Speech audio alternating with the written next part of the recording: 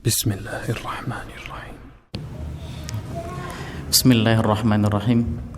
Assalamualaikum warahmatullahi wabarakatuh. Innal hamdalillah nahmaduhu wa nasta'inuhu wa nastaghfiruh wa na'udzu billahi min shururi anfusina wa sayyiati a'malina. May yahdihillahu fala mudhillalah wa may yudlil fala hadiyalah. Wa asyhadu an la ilaha illallah wahdahu la syarikalah wa asyhadu anna Muhammadan abduhu wa rasuluh la nabiyya wa la rasula wa ba'd. Bapak dan Ibu yang dirahmati Allah Subhanahu wa taala, sebelumnya saya disclaimer terlebih dahulu.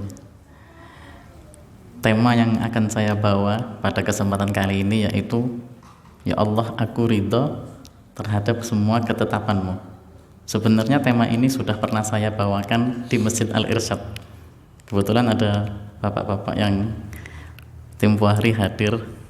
Saya hafal betul wajah-wajahnya, saya ucapkan jazakumullah khairan. Lalu kemudian saya tertarik kembali untuk membawakan tema yang sama karena saya mendapatkan informasi itu yang hadir di Masjid Al-Bahmudah rata-rata usianya senior-senior. Makanya kemudian saya terdorong untuk membawakan tema yang sama.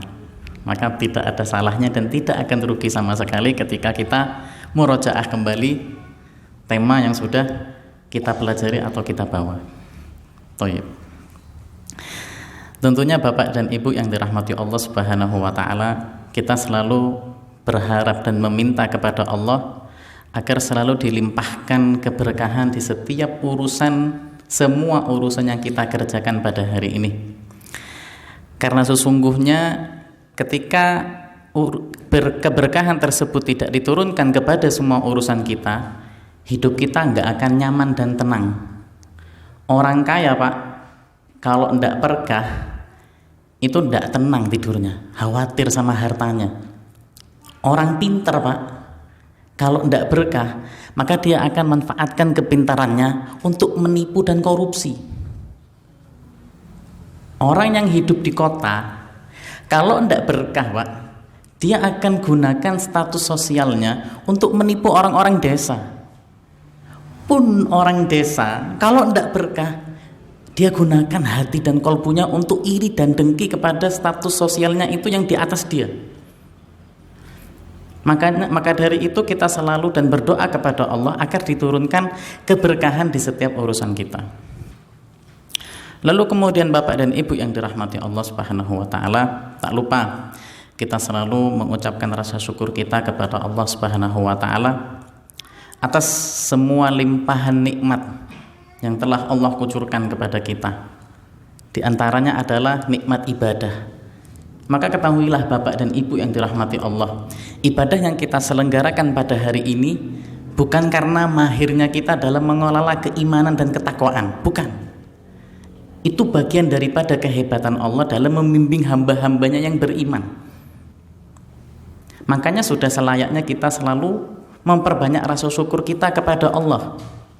Dan bisa jadi Pak, salah satu faktor terbesar Allah mematikan seorang hamba dalam keadaan husnul khotimah karena dia memperbaiki rasa syukurnya kepada Allah. Makanya kalau kita sudah punya cita-cita dari kecil, bahkan kita wajib punya cita-cita ini, yaitu mati dalam keadaan husnul khotimah. Yang kita perbaiki itu bukan rukuk sujud kita saja, akan tetapi di antara faktor penting atau poin penting yang harus kita perbaiki adalah rasa syukur kita kepada Allah. Karena sesungguhnya kita sudah tahu dalilnya dan hafal ayat-ayatnya. Kalau kita syukurnya itu benar, pasti ditambah sama Allah, pasti. Maka kemudian saya ingatkan kepada diri saya pribadi dan kepada hadirin Bapak dan Ibu yang hadir pada kesempatan kali ini, mbok yo diperbaiki rasa syukurnya. Karena rasa syukur itu bukan hanya kepada nikmat sandang, pangan atau papan saja. Ketahuilah Bapak dan Ibu, ketika ada orang yang bersyukur kepada 3 poin tadi, nikmat sandang, pangan, dan papan, kelak ketika Allah ambil salah satu atau bahkan keseluruhan dari 3 nikmat itu, maka kelak dia akan menjadi orang yang cepat putus asa ketika nikmat itu diambil oleh Allah. Makanya yang patut kita syukuri adalah suatu nikmat yang tidak dianugerahkan oleh Allah sebagaimana yang saya sebutkan tadi, yaitu adalah nikmat ibadah. Dimudahkannya langkah kita untuk pergi ke masjid, apalagi kita bapak-bapak dan ibu yang mungkin usianya itu sudah sepuh. Lalu kemudian kita tak lupa juga mengucapkan dan menghaturkan salawat kita kepada Nabi Muhammad SAW. Ketahuilah bapak dan ibu yang dirahmati Allah, hutang kita Pak kepada Nabi itu lebih besar daripada hutang kita kepada ibu kita. Mohon maaf ini. Betul, ibu kita itu memiliki jasa melahirkan kita di dunia, betul. Akan tetapi Nabi yang menyelamatkan kita dari jelatan panasnya api neraka Pak. Maka sudah selayaknya kita memperbanyak sholawat kita dan mengikuti setiap inci kehidupan yang telah Nabi contohkan dan perlihatkan kepada kita. Sallallahu alaihi wasallam. Sallu ala Nabi sallallahu alaihi wasallam.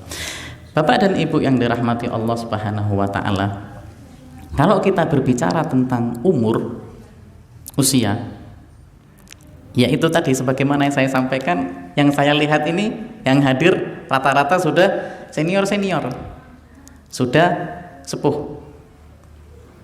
Enggak apa-apa Pak, usia sepuh mungkin ada yang usia 40, 50, 60, itu hanya sebentar, hanya di dunia.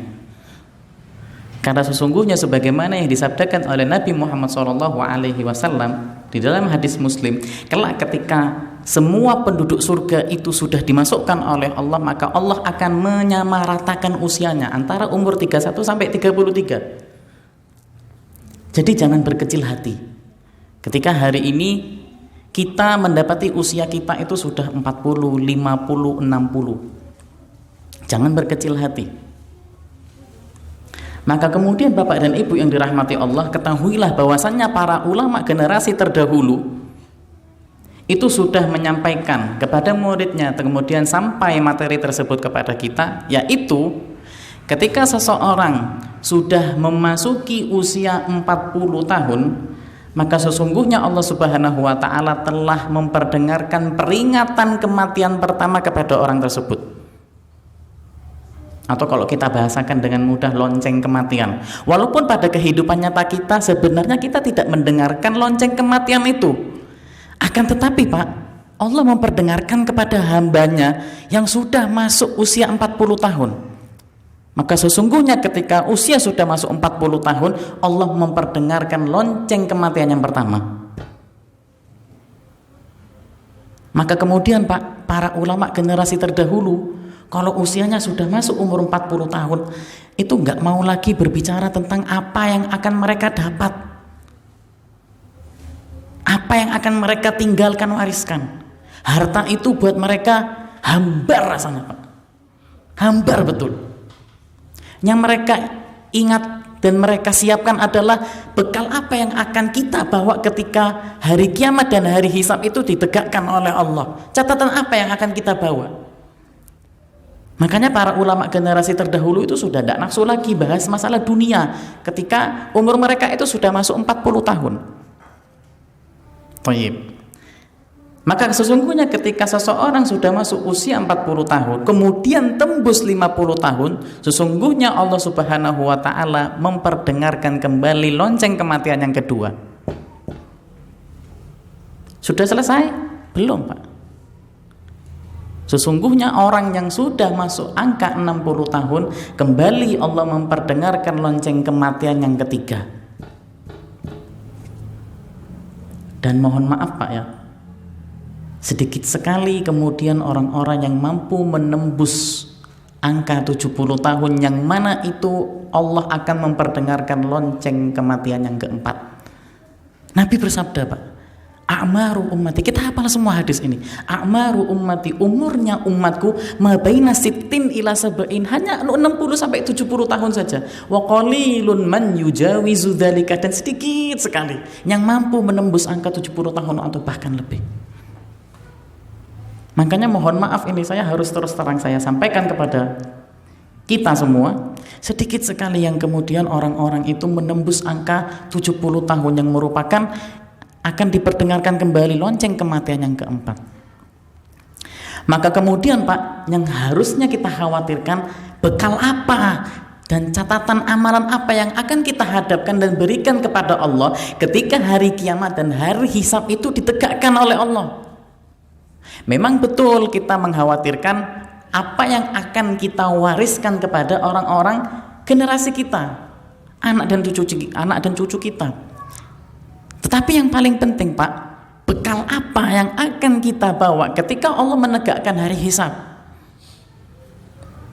Karena sesungguhnya kita beribadah itu mengikuti umat atau ulama kepada generasi terdahulu, sebagaimana yang tadi disampaikan. Mereka tidak nafsu lagi, Pak, berbicara tentang duniawi. Mereka tidak mikir income mereka lagi. Yang mereka pikir itu amalan apa dan catatan apa yang harus disiapkan ketika Allah menegakkan hari hisab. Maka pada kesempatan kali ini, Bapak dan Ibu yang dirahmati Allah Subhanahu wa taala, marilah sama-sama kita belajar tips dan trik yang disampaikan oleh para ulama ketika mereka menasehatkan kepada kita seseorang yang sudah memasuki lampu merah itu, kalau kita bahasakan, atau lampu kuning, usia 40, 50, dan 60, apa yang harus disiapkan. Maka Pak dan Ibu yang dirahmati Allah Subhanahu wa taala, marilah bersama-sama kita mencari tingkatan tertinggi di sisi Allah Subhanahu wa taala, karena sesungguhnya derajat tinggi itu ditentukan bagaimana seseorang ketika mereka mencantolkan atau menggantungkan harapan mereka kepada Allah Subhanahu wa taala.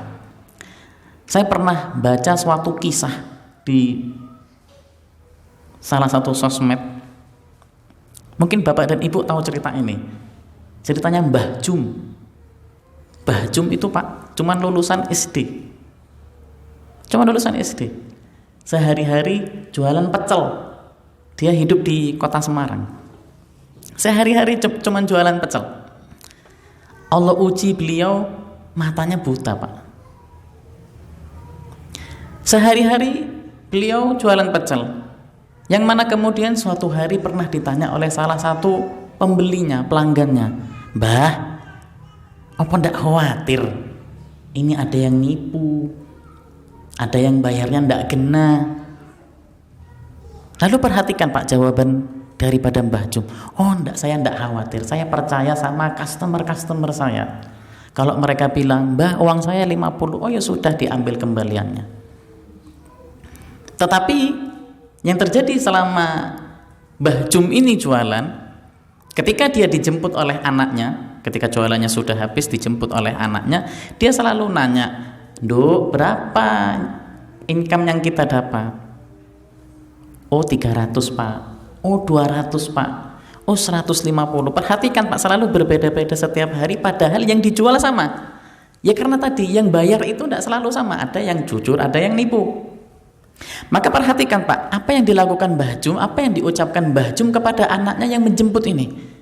Kalau misal dia satu hari dapat 200.000, maka dia akan berkata kepada anaknya, "Nak, yang 150 taruh di masjid, sing 50 aku cekel, karena tidak ada yang saya butuhkan dalam satu hari kecuali 50.000.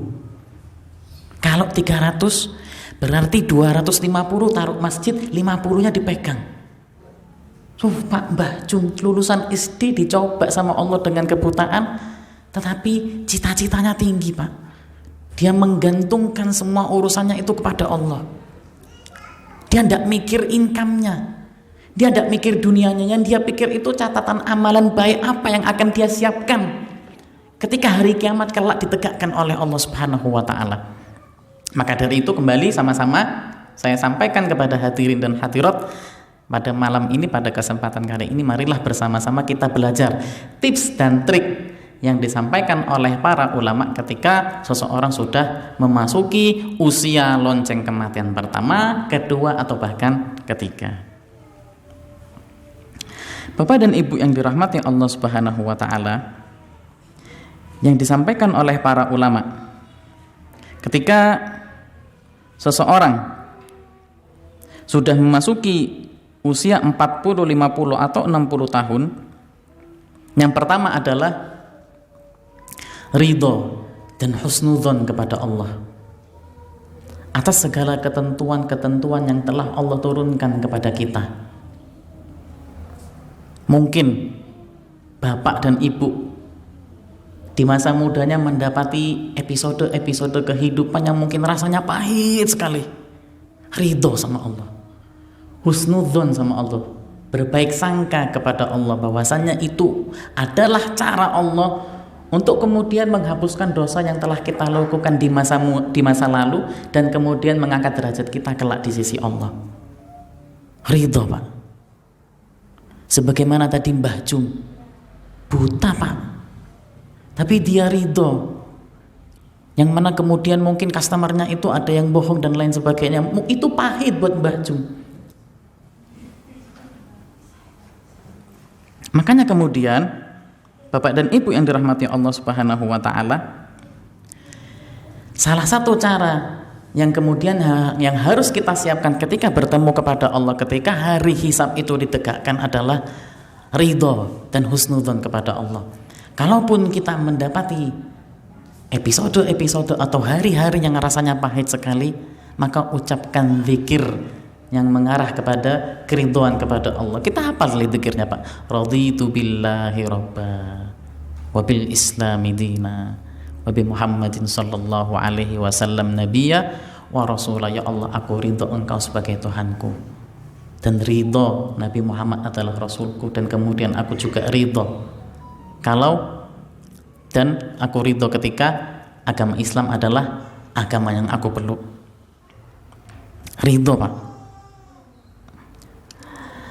Maka kemudian kita nggak boleh ngeluh atau bahkan mencela atas takdir yang telah diturunkan kepada Allah kepada kita. Kita kan sering sekali mendapati orang-orang itu yang tidak terima kepada ketetapan Allah yang Allah turunkan kepada dia. Ini saya ada cerita lagi, Pak. Ada seseorang laki-laki di Jawa Tengah, Pak, hidupnya. Allah coba dia dengan anaknya yang lahir anak pertama itu buta.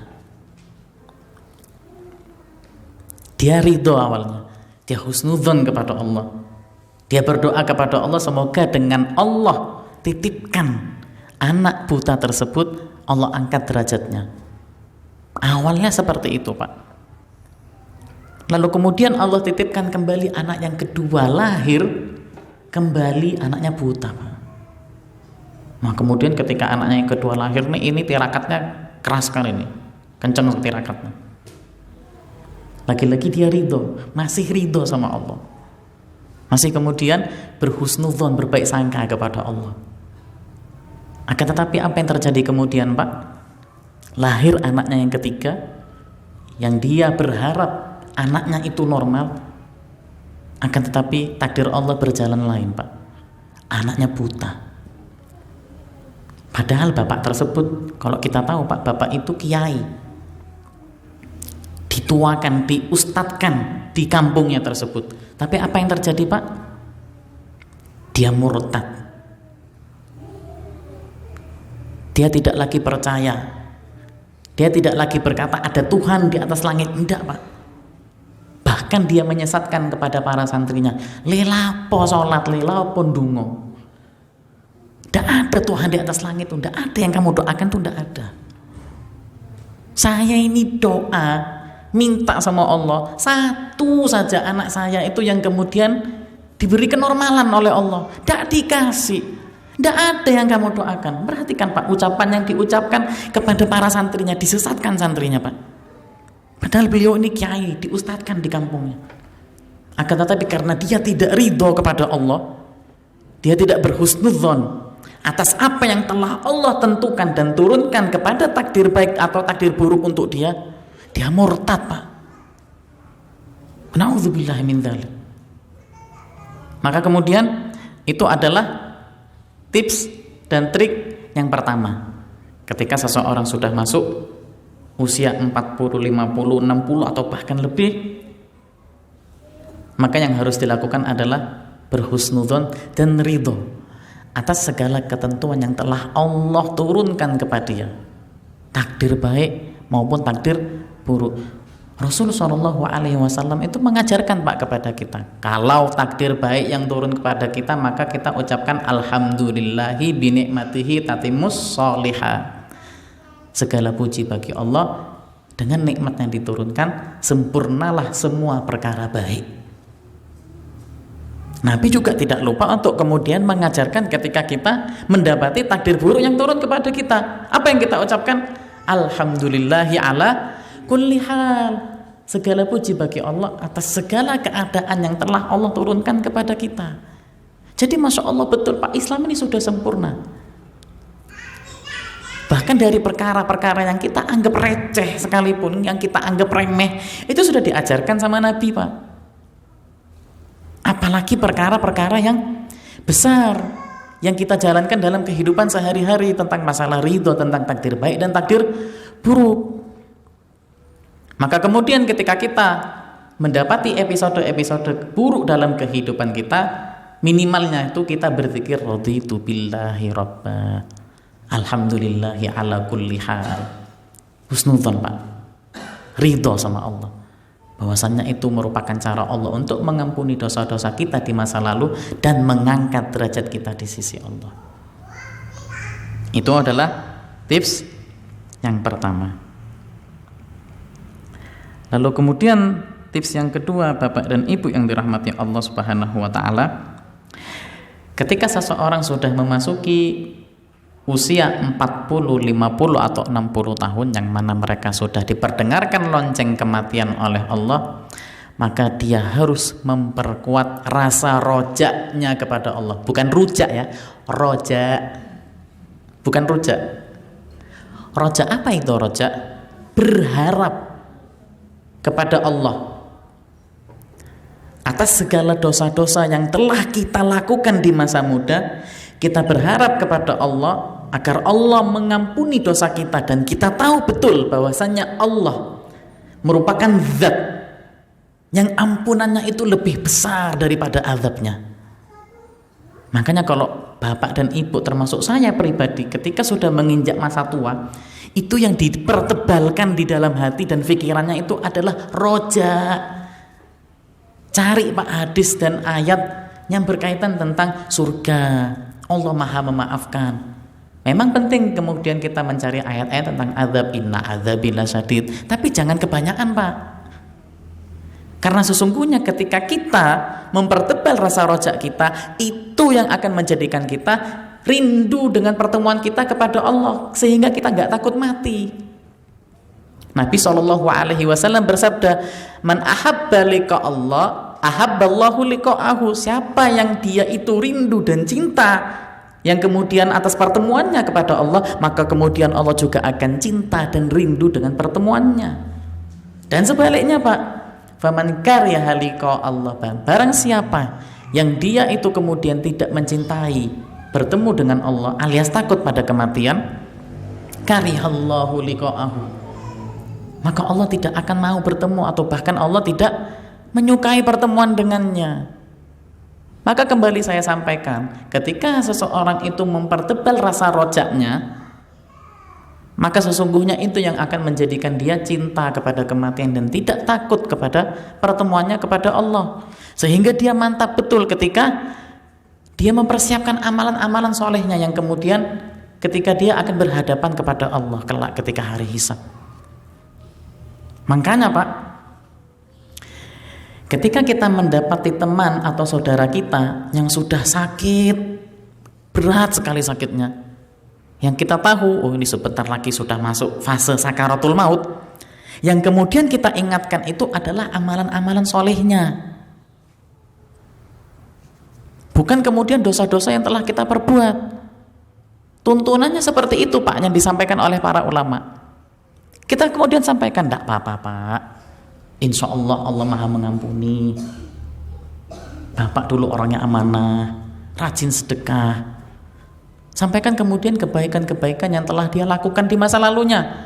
Jangan diingatkan dosa-dosanya, jangan malah ditompes-tompesi. Malah kita dapati sudah sakit berat, rasak no. Tak boleh Pak. Lalu kemudian kita mendapati istri, mendapati suaminya sudah sakit berat. Nah ini kemudian di awal-awal pernikahan kamu selingkuh, segera azab Allah akan turun. Tak boleh. Yang kemudian diingatkan apa Pak? Apa Bu? Amalan-amalan baiknya. Bapak mendapati istrinya sudah sakit berat, atau sebaliknya ibu mendapati istrinya sakit berat, diingatkan amalan baiknya. Masya Allah Bu, ibu ini istri soleha, penghuni surga insya Allah, selalu melayani saya tanpa mengerti rasa lelah dan letih. Maka kemudian yang diingatkan adalah amalan-amalan baiknya, malah jangan ditompes-tompesi Pak, kasihan. Sudah sakit berat, hampir mendekati fase sakaratul maut, diingatkan dosa-dosanya. Bayangkan Pak, apa tidak takut atau benci dengan kematian orang itu? Maka sesungguhnya poin mempertebal rasa rojak itu dipraktekkan oleh bapak-bapak yang sudah masuk usia 40 ke atas.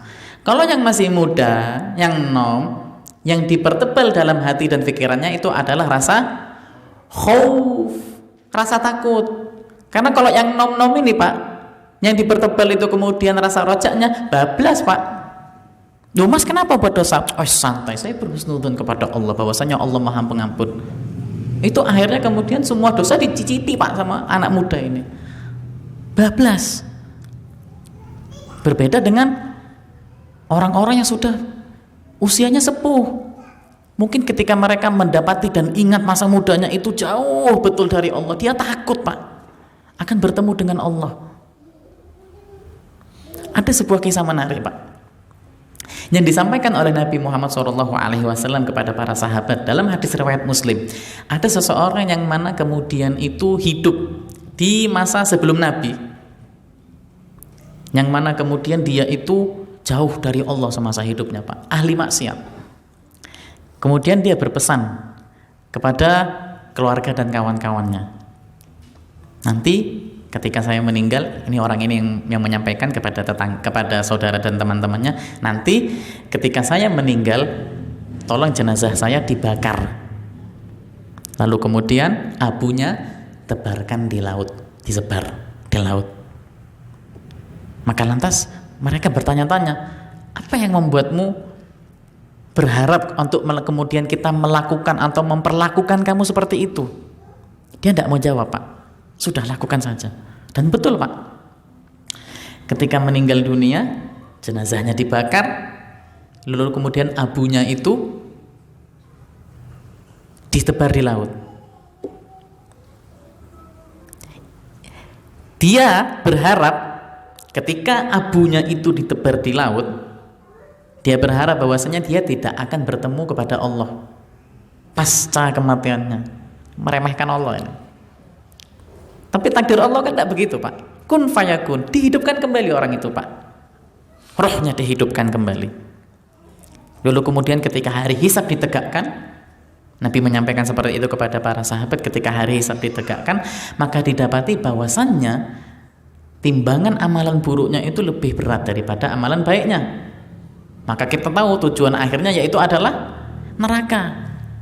Maka ketika Allah berfirman kepada orang itu, masuklah kamu kepada neraka, kemudian orang itu berkata Pak kepada Allah, ya Allah, bukan ini yang aku prasangkakan semasa hidupmu kepadamu. Lalu kemudian Allah berfirman dan bertanya kepada orang itu, wa ma dzunnuka bi, apa yang kau prasangkakan kepadaku yang kemudian semasa hidupmu itu? Kemudian orang itu berkata, ghafartani warhamtani, kau mengampuniku dan kau merahmatiku. Lalu kemudian atas dasar prasangka baiknya kepada Allah, Allah masukkan dia kepada surga Pak. Yang mana kemudian ini jangan dijadikan dalil bermudah-mudahan dalam melakukan maksiat. Gitu Pak ya. Maka sesungguhnya itu yang harus kita lakukan. Tips yang kedua, ketika seseorang itu sudah masuk kepada umur atau fase-fase lonceng kematian 1, 2, 3 dan seterusnya, maka yang dipertebal itu rasa rojaknya. Loh saya dulu tidak berkerudung, tidak apa-apa Bu, Dulu saya pemain riba, tidak apa-apa Pak, Allah Maha mengampuni. Dulu saya utang belum bayar, nah ini repot ini. Ini repot ini. Maka kemudian yang dipertebal adalah rasa rojaknya kepada Allah, berharap kepada Allah bahwasannya Allah adalah zat yang ampunannya itu lebih besar daripada azabnya. Maka kemudian saya sampaikan lagi, yang nom-nom, yang masih muda, yang dipertebal adalah rasa khauf. Itu dicari itu ayat-ayat tentang azab itu. Inna azabi lasyadid, sesungguhnya azabku itu pedih. Biar tidak bermudah-mudahan dalam melakukan maksiat. Kenapa mas maksiat? Oh santai, Allah Maha mengampuni, ada dalilnya. Orang itu bersujud kepada Allah lalu kemudian dimasukkan ke dalam surga. Tidak gitu konsepnya. Itu kemudian tips yang kedua. Lalu kemudian tips ketiga Pak, yang disampaikan oleh para ulama ketika seseorang sudah diperdengarkan oleh Allah lonceng kematian pertama, kedua, dan ketiga, dan seterusnya. Tips yang ketiga adalah istiqomah dalam muamalah dan berteman dengan orang-orang yang sholih. Maka kemudian para ulama itu menganjurkan kalau bisa seseorang itu memiliki teman yang sholih minimal itu 40 orang. Karena sesungguhnya ketika kita mati dan kita disolatkan oleh 40 orang, la yusyrikuna billahi syai'an, Nabi bersabda 40 orang yang kemudian tidak menyekutukan kepada Allah, illa syafa'ahumullah, kecuali 40 orang nanti akan memberikan syafaat kepada kita ketika kelak kita dijemput oleh ajal kita. Terus kalau saya punya 100 gimana? Alhamdulillah lebih enak lagi. Maka kemudian Pak, ketika kita sudah menginjak usia senja, jangan nyari musuh. Jangan kemudian membuka pertengkaran. Maafkan Pak, ngalah. Kita kan sering dengar, sing waras iku ngalah, sing waras ngalah Pak. Ibu-ibu juga jangan berantem gara-gara masalah uang arisan, kurang seket air ribut. Bahkan sampai pernah Pak, saya dengar sendiri Pak, saya langsung ada seorang ibu itu dia kurang suka terhadap perlakuan salah satu anggota arisannya. Mungkin karena dia utang sekian rupiah, itu digibah Pak. Sana sih digibah, jadi bahan pembicaraan. Iki ndak tahu bayar utang sekian. Arisan ndak tahu teko. Wedi. Wis ndak usah dikonconi, subhanallah Pak. Aku yo rela lek aku mati dak disolati karo dhek. Ya Allah. Bayangkan Pak, dia rela kekurangan satu orang yang kemudian akan mendoakan, memintakan ampun kepada Allah ketika dia mati. Dia kehilangan orang yang akan mendoakan dia. Maka perhatikan Bapak dan Ibu yang dirahmati Allah, sejatinya ketika kita berkenalan sama orang, maka sejatinya secara tidak langsung kita memilih orang tersebut untuk kemudian menyolatkan kita ketika kelak ajal menjemput kita. Walaupun secara langsung kita tidak perlu menyampaikan kepada orang itu, Pak, Mas, nama saya Nizar, nanti kalau saya mati sholatkan saya. Tidak perlu Pak, otomatis itu sudah. Itu otomatis. Maka jangan membuka pintu permusuhan. Perbanyak teman-teman sholih. Karena sesungguhnya kelak mereka yang akan memberikan syafaat kepada kita.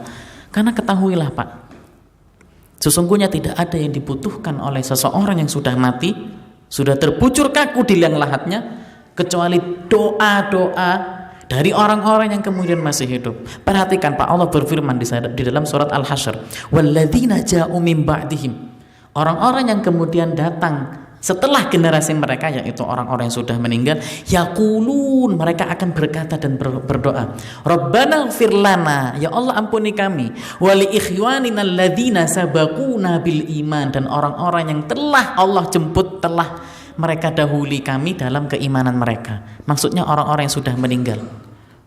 Perhatikan Pak, itu sudah menjadi sunatullah. Kita kan sering ya kalau kita mendapati ada ambulan membawa jenazah, apa yang terlintas dari ucapan kita? Doa Pak, Allahumma ighfir lahu warhamhu warfa' darajatahu fil illiyin. Maka biasakan seperti itu Pak, ketika kita mendapati jenazah, walaupun kita tidak menghantarkan jenazah kepada yang lahat, biasakan kita mendoakan Pak. Itu saudara kita sesama muslim. Allahumma ighfir lahu. Doanya hafal-hafal saja. Ya Allah ampuni jenazahnya, lapangkan kuburannya. Maka kemudian itu adalah tips dan trik yang ketiga ketika seseorang sudah masuk fase usia senja. Maka tadi yang pertama adalah ridho dan husnudzon kepada Allah atas segala ketentuan dan qadha yang telah Allah turunkan kepada kita. Maka kemudian kalau kita mendapati takdir baik, kita mengucapkan alhamdulillahi bi ni'matihi tatimmus sholihat. Maka kemudian kalau kita mendapati takdir buruk, yang kita ucapkan adalah alhamdulillahi ala kulli hal. Atau kemudian kita membaca raditu billahi rabba wa bil islami dina. Ucapkan zikir-zikir yang mengarah kepada keridhaan kepada Allah. Itu tips yang pertama. Yang kedua tadi yang sudah disampaikan adalah mempertebal rasa rojak kita kepada Allah. Kita berharap kepada Allah bahwasannya Allah memiliki ampunan lebih besar daripada amarahnya. Kita mempertebal rasa rojak kita kepada Allah. Maka kemudian yang ketiga adalah memperbanyak teman-teman yang solih. Karena sesungguhnya yang sudah disampaikan tadi oleh Nabi Muhammad SAW, tidaklah seseorang ketika dia meninggal dunia dan disolatkan sebanyak 40 orang, tidak perlu 100 Pak, tidak perlu 1000, 40. Maka sesungguhnya kelak mereka 40 orang ini akan menjadi syafaat untuk jenazah atau mayit yang kemudian telah dijemput ajalnya oleh Allah. Terakhir Pak, sebelum azan ya, azannya lewat 9 Pak ya, lewat 9. Oke,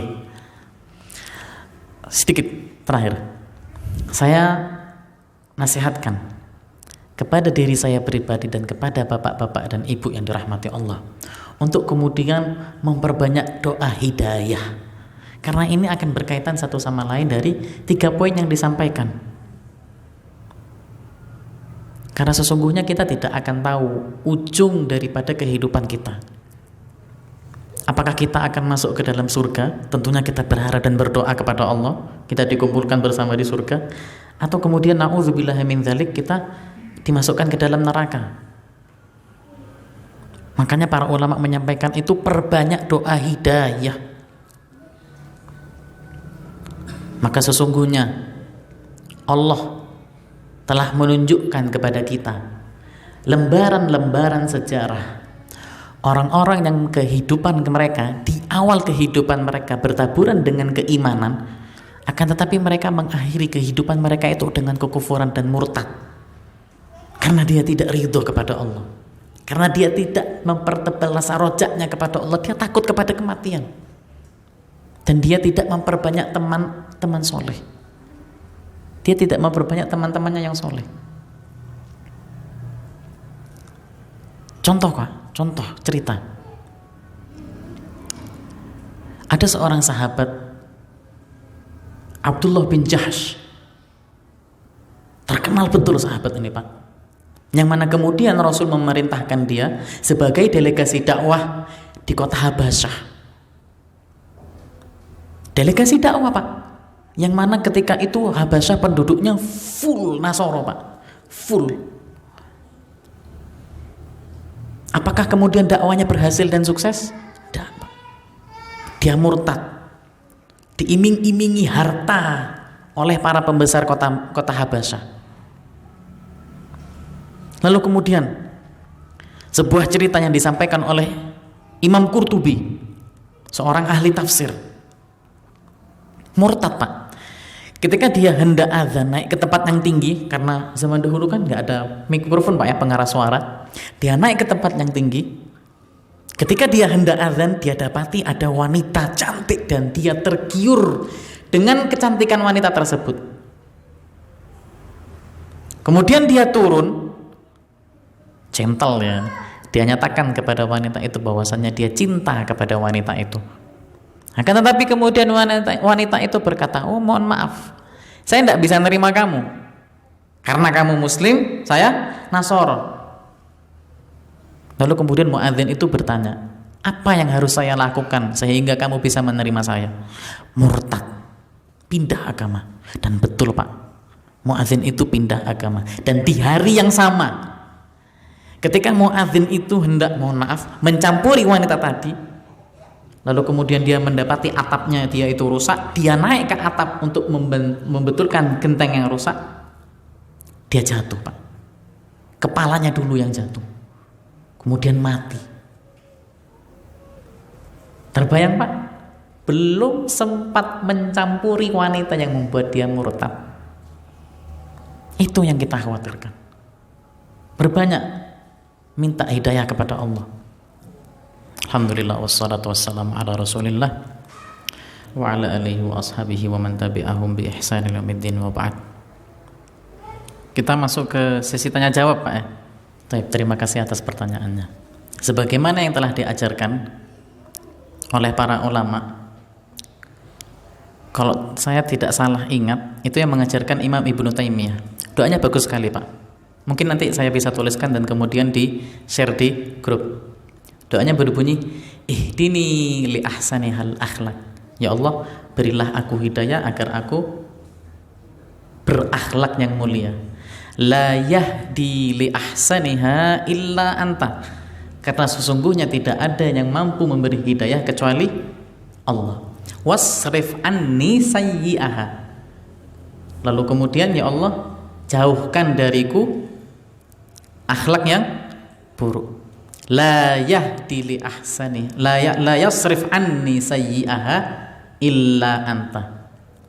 Karena sesungguhnya tidak ada yang mampu menjauhkan akhlak buruk itu kecuali Engkau. Dan ada banyak sekali doa-doa yang diajarkan oleh para ulama tentang masalah hidayah. Dan sesungguhnya Pak, doa hidayah itu sudah kita ucapkan Pak setiap sholat. Sesungguhnya doa pertama yang diajarkan oleh Allah kepada kita itu doa hidayah. Kita sudah baca setiap salat kita Pak, ihdinas siratal mustaqim. Dan tidak salah Pak ketika kita mengucapkan ayat tersebut di doa-doa kita. Itu tidak apa-apa Pak. Ya Allah, berikanlah aku petunjuk di jalanmu yang lurus. Karena melanjutkan tadi, karena dengan hidayah Pak, kita akan diampuni dosa-dosa kita. Dan dengan hidayah pula kita akan dimasukkan ke dalam surga. Dan tentunya dengan hidayah pula kita akan dijauhkan dari api neraka. Dan semuanya harus didahului dengan hidayah. Jadi itu Pak, mungkin salah satu doanya yang sudah tadi saya sebutkan. Saya ulangi Pak ya. Ihdini li ahsani hal akhlak. Ya Allah, berikanlah aku petunjuk agar aku mendapatkan akhlak yang mulia. La yahdi li ahsaniha illa anta. Karena sesungguhnya tidak ada yang mampu memberikan atau memberi hidayah agar aku berakhlak mulia kecuali Engkau. Wasrif anni sayyi'aha. Maka jauhkan aku ya Allah dari akhlak yang buruk. La yasrif anni sayyi'aha illa anta. Karena sesungguhnya tidak ada yang mampu menjauhkan hal-hal atau akhlak yang buruk kecuali Engkau ya Allah. Atau kita membaca doa yang terdapat atau terkandung di dalam surat Al-Fatihah Pak. Itu paling mudah sekali. Ihdinas siratal mustaqim. Ya Allah, berikanlah aku petunjuk di jalanmu yang lurus. Mungkin seperti itu Pak. Semoga menjawab dan puas dengan jawabannya. Jazakumullah khairan. Ketika anak, ini sudah disampaikan oleh para ulama fikih, ketika seorang anak dia belum mampu untuk mencari nafkah, terlebih perempuan, maka tanggungannya ada di seorang ayah atau wali. Kalau sang ayah atau wali lalai untuk kemudian menafkahi anaknya terlebih perempuan, maka dosa Pak, dosa besar. Karena anak perempuan itu dalam tanggungan sang ayah sampai anak perempuan itu kemudian menikah. Maka kemudian tanggung jawabnya diberikan kepada suaminya. Maka kemudian tadi menjawab pertanyaannya, apakah kemudian boleh untuk mengajukan apa tadi istilahnya? Bantuan ya, bantuan fakir miskin tadi itu Bu ya. Maka kita harus melihat kondisinya terlebih dahulu. Kalau kemudian ayahnya mampu, maka tidak boleh untuk mengajukan Pak. Akan tetapi kalau kemudian sang ayah atau wali tidak mampu, maka apa yang harus dilakukan?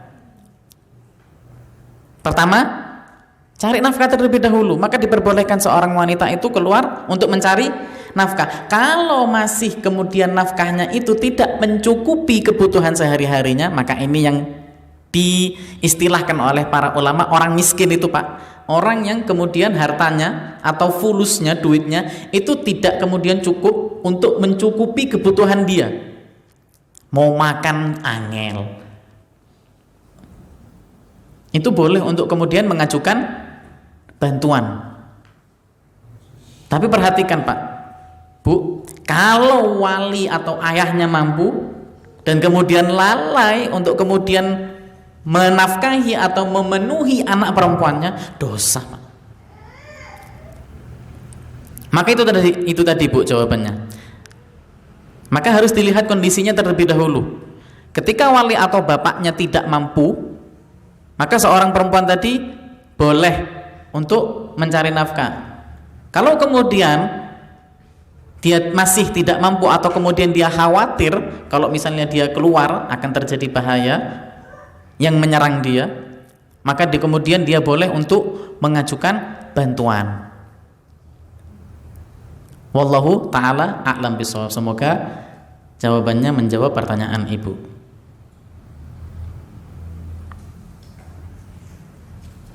Cukup? Baik, kita tutup kesempatan kali ini. Mari bersama-sama kita membaca doa kafaratul majlis. Subhanakallahumma rabbana wa bihamdika nashhadu an la ilaha illa anta nastaghfiruka wa natubu ilaik wa akhiru da'wana anil hamdulillahi rabbil alamin. Wassalamualaikum warahmatullahi wabarakatuh. إلى الله وهو محسن فقد استمسك بالعروة الوثقى وإلى الله عاقبة الأمور.